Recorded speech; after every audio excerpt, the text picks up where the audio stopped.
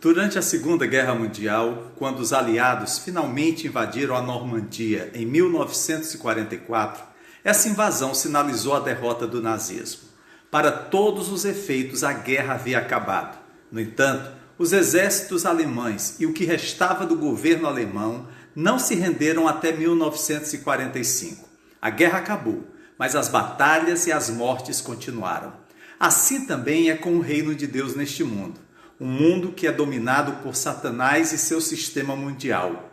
Na cruz, a guerra foi vencida, mas a batalha ainda continua. Os verdadeiros cristãos são chamados por nosso Senhor a uma incessante guerra contra as forças das trevas, inclusive contra aqueles que têm rejeitado o senhorio de Cristo em suas vidas. Haverá o dia em que Cristo virá dar um basta em todas essas coisas. Será Cristo quem ordenará a colheita do joio e do trigo.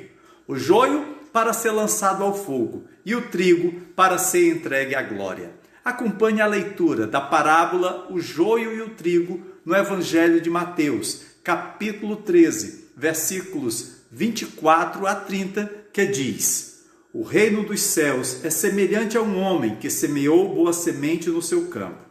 Mas, enquanto os homens dormiam, veio o inimigo dele, semeou o joio no meio do trigo e retirou-se. E quando a erva cresceu e produziu fruto, apareceu também o joio. Então, vindo os servos do dono da casa, lhe disseram: Senhor, não semeaste boa semente no teu campo? De onde vem, pois, o joio? Ele, porém, lhes respondeu: Um inimigo fez isso. Mas os servos lhe perguntaram: Queres que vamos e arranquemos o joio? Não, replicou ele, para que ao separar o joio, não arranqueis também com ele o trigo. Deixai-os crescer juntos até a colheita, e no tempo da colheita direi aos ceifeiros: Ajuntai primeiro o joio, atai-o em feixes para ser queimado, mas o trigo recolhei-o no meu celeiro. Glória a Deus! Essa é mais uma parábola de Cristo. Jesus cita aqui diversos personagens e o significado de cada um. O que semeia a boa semente é o Filho do Homem, Jesus Cristo. O campo é o mundo. A boa semente são os filhos do reino, os cristãos. O joio são os filhos do maligno, todos aqueles que rejeitam o senhorio de Cristo. O inimigo que o semeou é o diabo.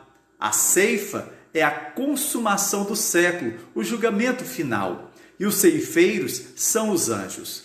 Jesus explica que essa parábola se refere ao reino dos céus. Ele diz que o reino dos céus, o reino que ele está estabelecendo, é assim.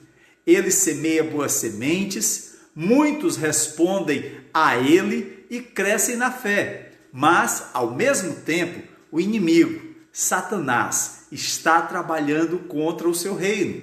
Satanás semeia o joio para que os filhos da luz e os filhos das trevas coexistam neste reino.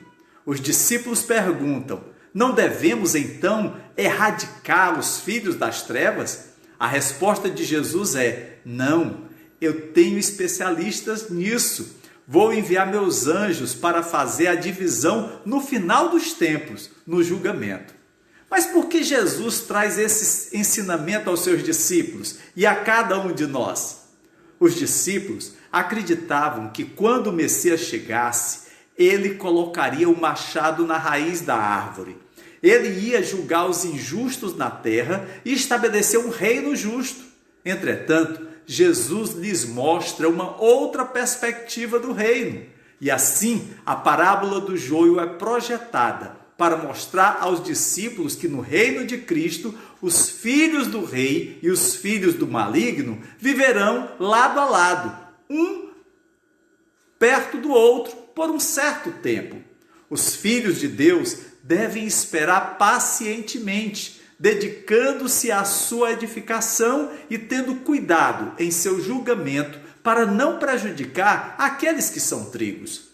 Esta parábola lembra aos discípulos que haverá julgamento e condenação para aqueles que parecem estar no reino, mas que na verdade não são do reino, são joio. E esse julgamento será na consumação do século, quando então o Filho do Homem mandará os seus anjos que ajuntarão do seu reino todos os escândalos e os que praticam a iniquidade, e os lançarão na fornalha acesa. Ali haverá choro e ranger de dentes. Então os justos resplandecerão como o sol no reino de seu Pai. Em outras palavras, não haverá um reino de Deus perfeitamente puro e justo na terra antes do julgamento final. Sempre haverá trigo e joio lado a lado. Os discípulos esperavam que Jesus expurgasse toda a iniquidade e estabelecesse um reino perfeitamente justo. E se essa percepção não fosse corrigida por Jesus, eles ficariam muito decepcionados com o reino que o Senhor Jesus estava implantando. Os discípulos precisavam entender que tipo de reino o Senhor Jesus estava estabelecendo. Não será um reino perfeito neste mundo. Não será um reino totalmente puro nesta vida. A limpeza e a perfeição são para mais tarde. Por enquanto, o reino é misto em seu caráter. Muitos comentaristas discutiram se essa parábola se referia à igreja, pensamento defendido por Santo Agostinho, ou se referia à situação que vemos no mundo de hoje, onde existem crentes e descrentes lado a lado. Acredito que possamos aplicá-la tanto à igreja como às nossas relações fora da igreja. Há lições nesta parábola para os cristãos sobre como vivemos neste mundo e como o reino de Cristo opera. Mas também há lições para nós sobre como os cristãos vivem e pensam sobre a igreja. Embora o campo seja o mundo, reconheço que é no meio do trigo que o joio é semeado. Ele está misturado com o trigo. Assim, joio e trigo estão perto um do outro. Se o trigo são os filhos do reino, ou seja, os membros da igreja visível, a igreja local, e membros da igreja invisível, a noiva do Cordeiro, o joio é o membro da igreja visível, porém não é membro da igreja invisível. Em outras palavras, quem é joio pode até frequentar a igreja, ter carteirinha de membro, participar das programações, até da liderança, mas Cristo não está nele. Eles só estão misturados com aqueles que são verdadeiramente crentes. Jesus enfatiza que o joio no reino é uma trama deliberada de Satanás. Assim, devemos esperar ver aqueles que são hipócritas, aqueles que ensinam falsamente, aqueles que professam fé falsamente, mesmo dentro dos limites da igreja visível, porque Jesus nos adverte que esse é o caso. Infelizmente, haverá pessoas que farão parte da igreja, que parecerão com os filhos da luz, mas serão de fato filhos da escuridão. Deste modo, quando vermos hipocrisia e descrença na igreja, isso não será uma prova de que a Bíblia está errada, é prova de que a Bíblia está certa. Talvez você já tenha convidado um amigo sem igreja, um amigo não cristão, para ir à sua igreja. E aí você recebeu uma resposta mais ou menos assim: bem, eu não quero ir à igreja, está cheia de um monte de hipócritas. Certamente o seu desejo foi de responder: não se preocupe, um a mais não vai fazer diferença. Mas acredito que essa não foi sua resposta.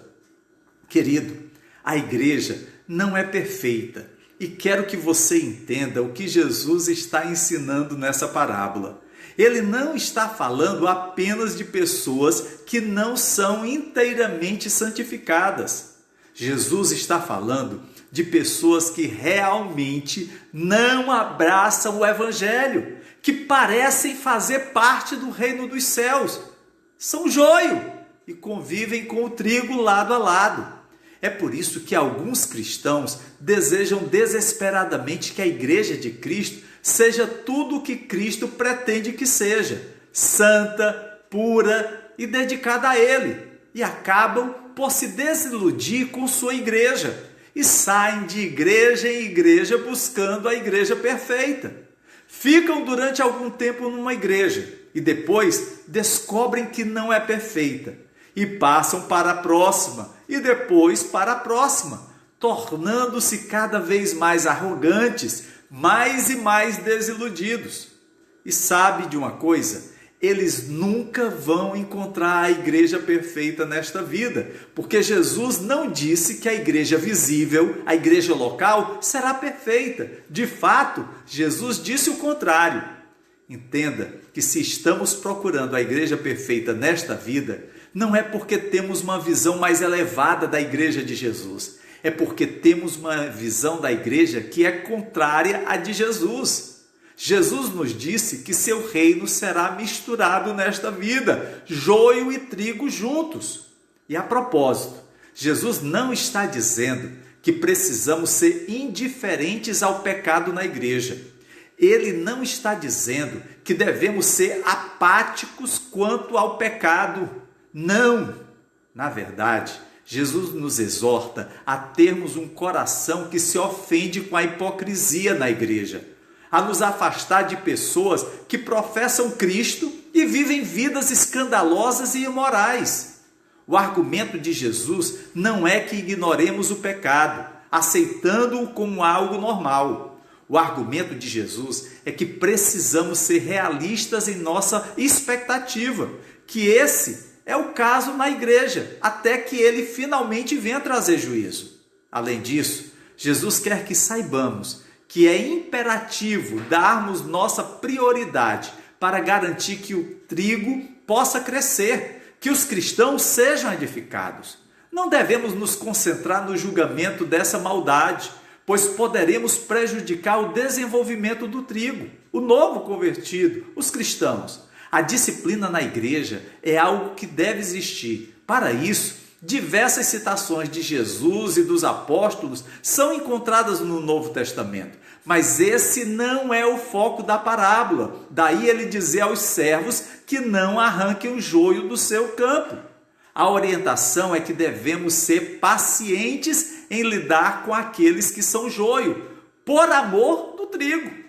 O puritano do século XVII, Richard Baxter, disse: não devemos interpretar mal a paciência de Deus com os ímpios. Amados, a paciência de Deus não é uma oportunidade de você ficar apático sobre o julgamento final. É uma oportunidade para hoje, e somente para hoje, você olhar para os seus pecados, fugir deles e correr para Cristo. E se corrermos para Ele, não somente seremos poupados do julgamento final dos ímpios, como estaremos eternamente na glória do reino de nosso Pai. Jesus prometeu, creia, amém!